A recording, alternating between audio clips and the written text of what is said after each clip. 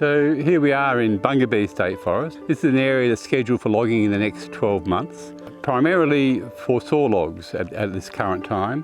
This tree here beside me is a tallowood, an important tree for koalas. Despite it being a koala feed tree, would be cut down as a large high quality saw log. But around us, none of these trees are large enough to be sawn material. So they would be left, and not only they would be left, but all the habitat around them would be left. So this bit of forest just would not be touched because there's no economic value in it.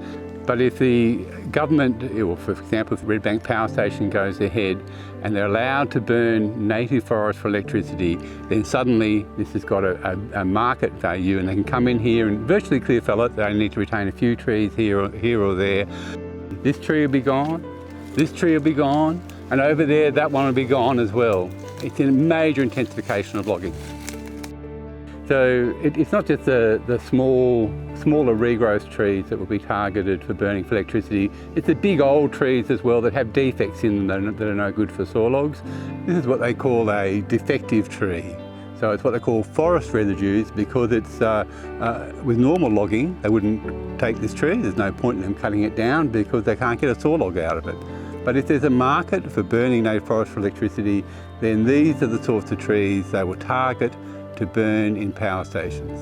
And bits of trees, like this log here, that's left over from logging, I'd say 20, 30 years ago, it's of immense value here in the forest still. It's got a hollow in it, so there'll be all sorts of animals living in it, all sorts of insects that other animals feed on. These are essential resources for the forest, these big old logs. And what's even more striking is that it's still quite solid. This will last for decades to come.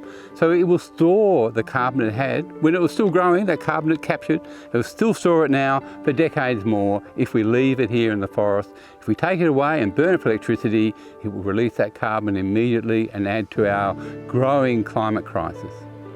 For our future, the government must reinstate the prohibition on burning native forest for electricity that applied up to 2013. We need that back. We can't afford to burn our native forest for electricity. They're worth far more standing. We need our forests left where they are, thank you very much, rather than fed into power plants and burnt.